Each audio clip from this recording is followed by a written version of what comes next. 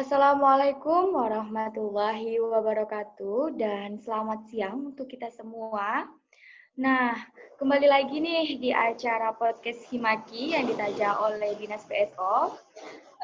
Kali ini podcast Himaki mengusung tema yaitu catur sebagai wadah untuk melatih mahasiswa dalam penyusunan strategi dan pemecahan masalah. Sebelum kita sapa narasumber kita kali ini, ada baiknya saya perkenalan diri dulu.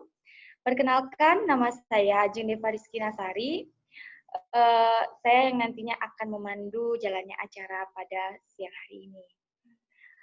Langsung saja, kali ini kita kedatangan narasumber yang sangat luar biasa dengan pengalamannya, dengan motivasinya. Langsung saja kita sapa Kanda dan Riza Rizky Dwitama. Selamat siang, Kanda. Siang. Kanda dan Riza Rizky Dwitama ini merupakan mahasiswa kedokteran hewan di Universitas Institut Pertanian Bogor. Prestasi yang diraih oleh Kanda ini sangat luar biasa ya tentunya. Kanda dan Riza ini merupakan pemenang pertama pada Chess Tournament Passion IPB University pada tahun 2020, kemudian first winner AMI Open Chess Tournament pada tahun 2016, runner-up Chess Tournament Basic Cup FKIP Universitas Riau pada tahun 2018, dan runner-up Chess Championship Pekanbaru tahun 2016. Nah, dengan berbagai prestasi ini tentunya Kanda ini memiliki segudang pengalaman yang sangat luar biasa ya. Kepada Kanda dan Riza Rizky Dwitama, boleh sedikit cerita tentang pengalamannya di bidang catur, dan dari semua olahraga, kenapa Kanda tertarik dengan olahraga catur ini? Kepada Kanda, dipersilakan. Terima kasih. Assalamualaikum warahmatullahi wabarakatuh. Sebelumnya saya mengucapkan terima kasih kepada Himaki FMIPA Kimia Undri, kepada Ketua Pelaksana juga Ivano Fahran Putraderaf, dan kepada seluruh panitia pelaksana podcast Himaki yang telah mengundang saya sebagai narasumber pada podcast ini. Baik ya, langsung saja saya akan menceritakan perjalanan saya dalam meraih prestasi di bidang catur. Sebenarnya sebelum saya menekuni catur, ada beberapa olahraga yang sudah saya coba. Jadi sewaktu SD saya pernah menjadi atlet karate. Saat itu saya tertarik karate karena abang saya gemilang di karatenya.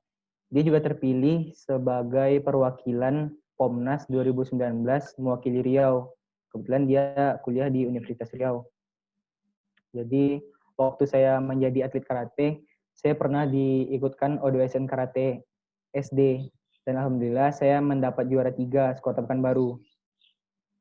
Tapi karate saya berhenti kelas 6, karena saat itu saya ingin fokus menghadapi ujian nasional. Alhamdulillah sesuai yang diharapkan, hasilnya sangat memuaskan. Begitu SMP, saya tidak melanjutkan lagi karate karena merasa kurang pas buat saya. Guru olahraga nyaranin saya untuk ikut klub bulu tangkis. Nah, itu saya ikut tuh karena saya suka. Tapi sering berjalan waktu, saya ngambil keputusan kalau dunia saya bukan di bulu tangkis. Akhirnya saya berhenti. Di kelas 2 SMP, saya dengar kalau bakal diadain O2SN sekota Pekanbaru lagi. Saya pengen ikut, tapi saya bingung mau ikut cabur apa. Terus saya konsultasi sama guru, sama keluarga juga. Terus disaranin ikut catur. Jadi awal mula itu, ya saya suka catur itu ya karena O2SN itu kan, kebetulan saya bisa main catur. Karena sejak kecil, kalau misalnya ada waktu luang sama keluarga, itu kami selalu tuh main catur. Karena kami punya catur magnet, itu catur magnet kecil itu yang nggak bisa dibawa kemana-mana. Jadi kami main catur pakai catur itu dulunya.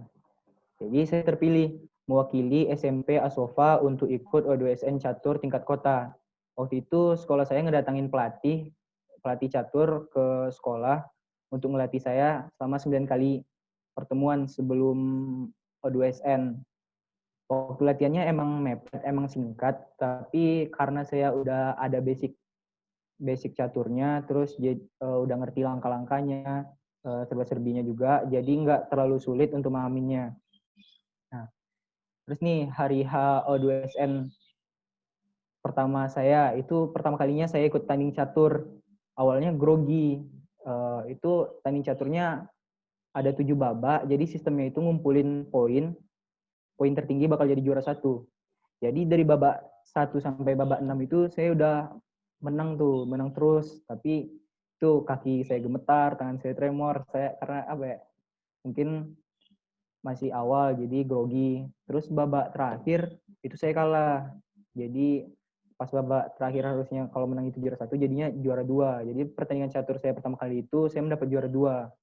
Nah, saya ngeliat tuh kan, saya ngerasa potensi diri saya ada di catur. Jadi sejak saat itu tuh saya semakin termotivasi untuk menekuni catur. Kalau misalnya ada kejuaraan di Pekanbaru, di Riau, itu saya pasti ikut kalau misalnya nggak bentrok dengan jadwal kuliah. Misalnya contohnya aja waktu SMA itu banyak kejuaraan tuh, ada kejurnas juga, kejurnas di Asrama Haji di Jakarta itu saya ikut, kejurnas di Depok, di Cipayung, terus ada juga Porprov, Pekan Olahraga Provinsi, itu di Kampar di Bangkinang, itu saya mewakilin Kota Pekanbaru, saya ikut di caturnya. Nah, terus waktu kuliah saya terpilih mewakili PB. Jadi ada 2 kejuaraan mewakili kampus, itu di Universitas Pancasila sama di Politeknik Negeri Jakarta. Nah, jadi sistemnya itu yang pengen ikut harus seleksi dulu. Jadi itu ada 4 angkatan di atas saya itu ikut seleksi. Jadi saya angkatan paling rendah saat itu. Jadi seleksi juara 1, juara 2 dibiayai penuh sama IPB, di transportasi, makan, pokoknya semuanya ditanggung IPB, dan mewakili IPB di pertandingan itu. Alhamdulillah waktu itu saya juara 1. Jadi saya mewakili IPB ke PNJ, pertandingan di PNJ sama Universitas Pancasila. Jadi selama kuliah tuh bukan berarti dengan kesibukan itu catur saya terhenti. Jangan jadikan kesibukan kuliahmu itu sebagai penghalang untuk terus berprestasi. Terus juga nggak kalah pentingnya support penuh dari keluarga, dari sekolah, dari guru sama teman-teman. Kemanapun saya pergi bertanding itu orang tua saya selalu mendampingi. Dan juga sekolah terkadang membiayai dan bahkan mengirim guru untuk mendampingi saya. Jadi yang membuat kita berhasil itu bukan cuma usaha, tapi support dan doa dari orang-orang juga punya peran penting dalam keberhasilan kita. Mungkin itu saja. Wah, sangat luar biasa sekali pengalaman dari pemateri kita kali ini.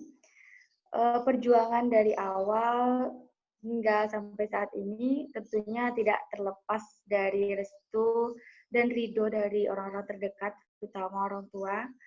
Karena memang ridho orang tua itu juga ridho Allah. Nah, Kanda, ada pertanyaan nih Kanda dari followers setia Instagram Himaki. Dalam pertandingan ada nggak sih pengalaman atau momen yang nggak bisa dilupakan pada saat pertandingan catur? Boleh di-share-kan Kanda?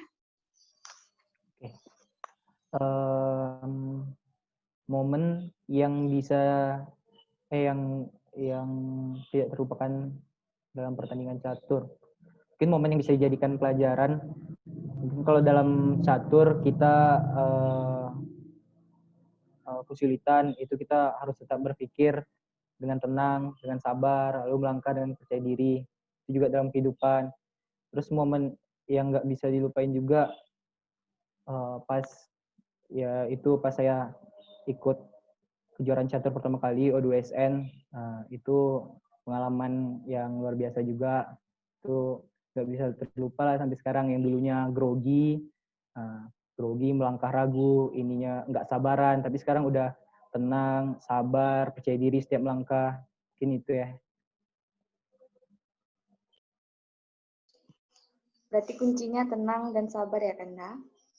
Nah, Kanda nih sekarang kan sedang kuliah di IPB nih kan. Bagaimana cara Kanda untuk menyesuaikan diri dengan lingkungan yang baru? Yang kita tahu Kanda berasal dari Pekanbaru, kuliah di IPB. Bagaimana cara Kanda untuk menyesuaikan diri? Kemudian bisa sedikit Kanda ceritakan tentang pengalaman Kanda kenapa memilih IPB. Silakan Kanda. Oke, sebelumnya saya ceritain sedikit ya. Saya masuk ke IPB itu jalur senam PTN, jalur undangan. Itu masuk Fakultas Kedokteran Hewan. Itu kenapa saya milih Fakultas Kedokteran Hewan? Karena saya ingin seperti orang tua saya. Orang tua saya itu dua-duanya alumni Institut Pertanian Bogor.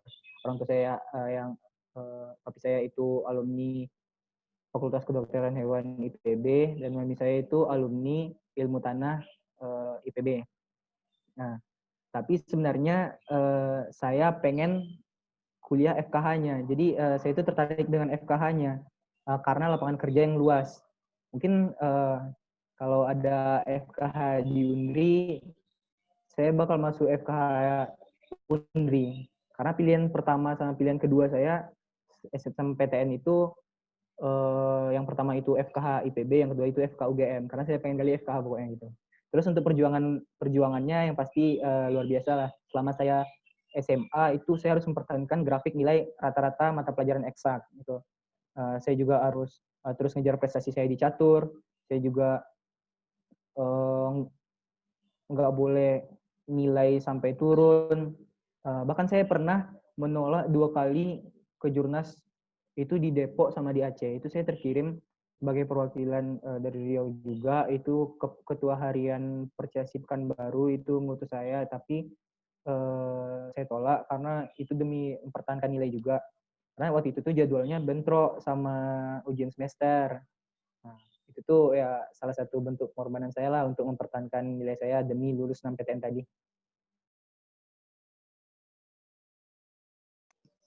Wah, baik Kanda. Lalu bagaimana sih cara Kanda untuk menyesuaikan atau menyeimbangkan antara prestasi Kanda di bidang catur dengan prestasi Anda di bidang akademik? Dan Untuk tipsnya ya, dong Kanda, ya, supaya bisa menyeimbangkan antara keduanya. untuk menyeimbangkan prestasi di bidang akademik sama non akademik itu sebenarnya menurut saya kuncinya pada manage waktu yang baik. Jadi sebenarnya kita ini semakin bertambah umur kita, semakin dewasa pemikiran kita. Jadi kita tuh harus memikirkan mana hal yang prioritas bagi kita.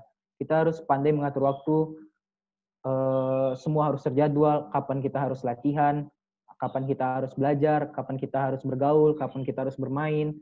Pokoknya itu harus terjadwal semuanya. Jadi itu seiring dengan itu semua bakal dengan sendirinya menyimbangi prestasi di bidang akademik dan non akademik.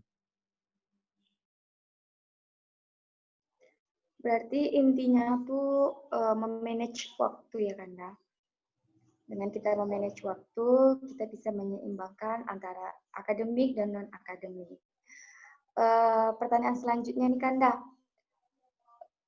pandangan orang luar tentang bidang catur nih kan, orang yang pandai main catur tentunya pandai matematika. Itu apakah benar Kanda? Jika benar, apa sih Kanda hubungannya antara catur dengan matematika?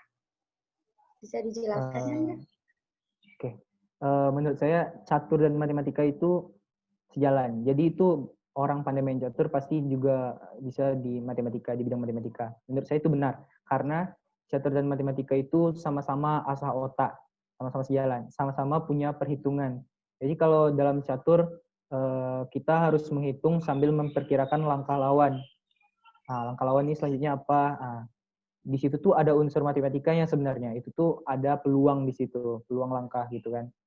Nah, itu tuh salah satu bentuk keterkaitan antara catur dan matematika. Nah, di catur itu juga ada logika. Logika itu sangat punya peran penting di catur. Nah, gitu juga matematika. Kita harus melogikakan semuanya. Begitu. Wah, berarti memang benar ada kaitannya ya Kanda antara catur dengan matematika. Nih, sekarang kita sudah berada di penghujung acara nih Kanda. Bolehlah Kanda sedikit motivasi untuk pendengar setia podcast Himaki ini. Boleh Kanda kami mendengar motivasi dari Kanda? Oke, apa ya? Sedikit kata-kata penyemangat aja ya ini. Buat teman-teman di luar sana, saya yakin kalian bisa berprestasi. Gali bakat kalian, temukan passion kalian. Gak usah peduliin omongan orang. Yang penting, lakuin yang kalian suka, buktikan kalau kalian bisa berprestasi di sana, dan buktikan kalau kalian bisa jadi yang terbaik. Dan lagi, tanpa disadari, dengan kita memiliki kegiatan yang positif, maka tidak ada waktu lagi untuk melakukan hal yang negatif. Itu aja ya. Wah, luar biasa sekali kata-kata motivasinya Kanda. Semoga pendengar setiap podcast Himaki ini dapat terinspirasi dengan podcast kita kali ini. Terima kasih sebelumnya kepada Kanda dan Riza Rizky Dwi Tama yang telah menyempatkan hadir untuk mengisi menjadi narasumber di podcast kali ini. Baiklah, langsung saja saya tutup acara podcast kali ini. Saya selaku moderator pamit undur diri. Apabila ada kesalahan, saya mohon maaf. Saya akhiri, wabillahi taufiq wal hidayah. Wassalamualaikum warahmatullahi wabarakatuh.